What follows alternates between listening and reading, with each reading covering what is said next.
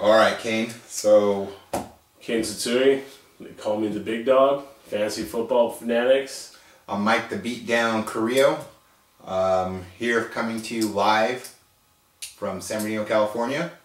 And this is week 1 of Fantasy Football Fanatics. Your new weekly fantasy football show, all the tips, tricks, and everything you need to know to get in the game and win that championship at the end of the season. Absolutely, because both of us are going to be there, and we expect to see you there on top of the mountain here with us. I'll jump right into it, and we'll start talking about these Sunday Week 1 matchups. We got all of our morning games, and it looks like we're kicking it off. We got some Browns versus Tampa Bay. Not likely to be a barn burner. Oh, wow. Wait, this is fantasy, though. Okay, so, right. There is reason to watch. There is. Even Cleveland and Tampa, there's a reason to watch. I love fantasy football. Absolutely. And Jerome Harrison, we just talked about here before the show. Now the official #1 with Hardesty out. And I think he's going to have a pretty solid game there. Tampa does have a pretty, improved defense.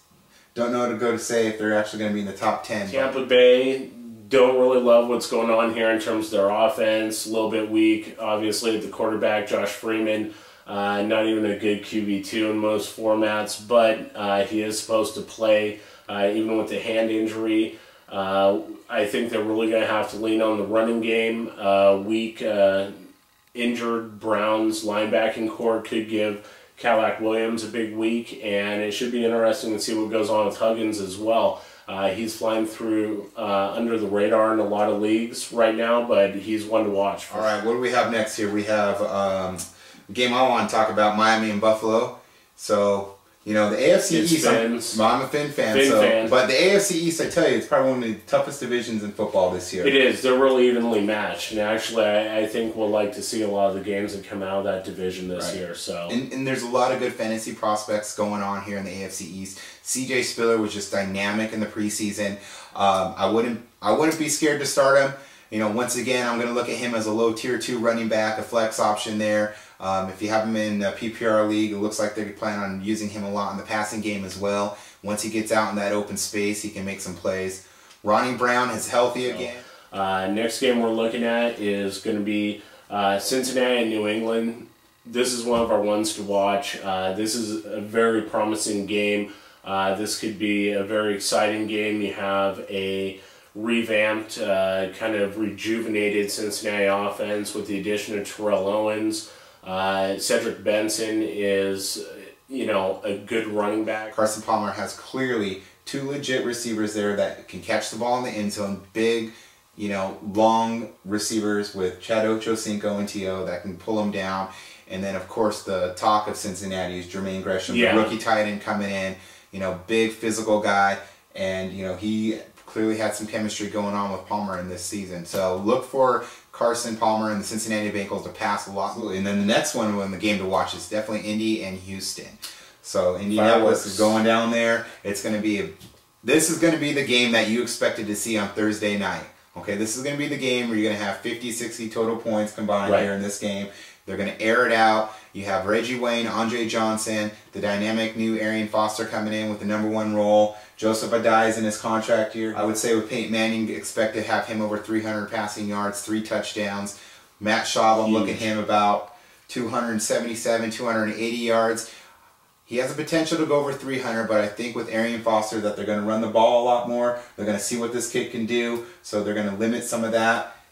For Matt Schaub as far as what he's throwing out. So I would say with Matt Schaub, 277, 2 touchdowns. Arian Foster, I'm thinking he's going to hit 121 yards there in a touchdown. I think that's going to come off of a big play. He's going to break one for 20 to 30 yards, I guarantee it, and he's just going to light the house up. Yeah, and he's got home run speed. Everybody kind of fell in love with this guy. Hopefully you got to see him play before he went to your draft. I think in a lot of drafts, he slipped further down the board than he probably should have. Feel free to go ahead and start Arian Foster, Joseph Adai, Peyton Manning. When he's going to get down there, he's going to hit Dallas Clark, he's going to find Reggie Wayne, and he's going to hit Pierre Garçon on the long ball.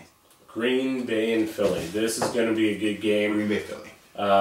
Green Bay just absolutely decimated Indianapolis in the preseason. Aaron Rodgers was a manimal. He carved up the Indy secondary.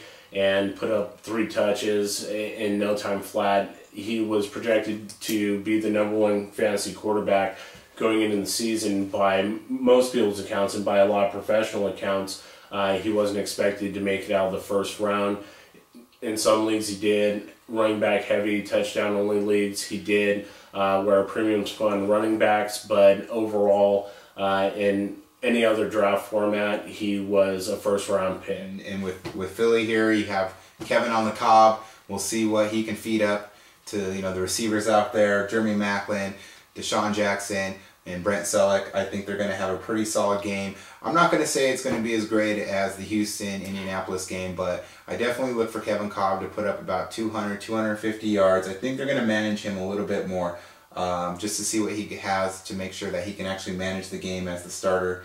And I believe that Deshaun Jackson's going to bust out. He's going to have a big game. Not very many catches, so if you're looking for big points out of him on your PPR league, I wouldn't expect that. I would expect 2 to 3 catches, looking between 80 to 100 yards there from Deshaun Jackson. And Kevin Cobb's going to be off to a slow start. They're probably going to have to bring Mike Vick in to try to keep the game going at a pace. And, Kevin Cobb just really doesn't have the experience yet. He's unproven. So have him on your roster. A lot of people, I think, took him a lot higher in drafts than they probably should have. 4th round, things like that. 5th round, he is kind of taken as a mid to high second-tier quarterback, and I just don't know that I really give him that much credit yet. So we'll see what happens as the season plays out. The good thing with Deshaun Jackson is he was a monster in games that Cobb played in last year, so hopefully they still have that chemistry. And hopefully. All right, so let's go ahead and take a random pick here, and I'm going to go out here on the limb, and I'm going to say the player to watch for this week who's going to have a breakout game and is just going to have a monster game is going to be Vernon Davis of the San Francisco 49ers. Just signed his big contract to be the #1 or the highest paid tight end here in NFL history. He has something to prove. Man, if that boy does not get you 2 touchdowns and 70, 80 yards there, take his money back. Gotta take the money back. Can't take the money back. That's not how it works in the NFL. You should be able to take the money back. You should be able to take the money back. There should be a reverse guarantee. They're giving him a guarantee, and if he doesn't hit those numbers, they should take some of the money back. There's that other guy on the side of the bay that just got let go. Jason Campbell replaced? Yes. Yeah, he disagreed with you. So all right. We won't even talk about that.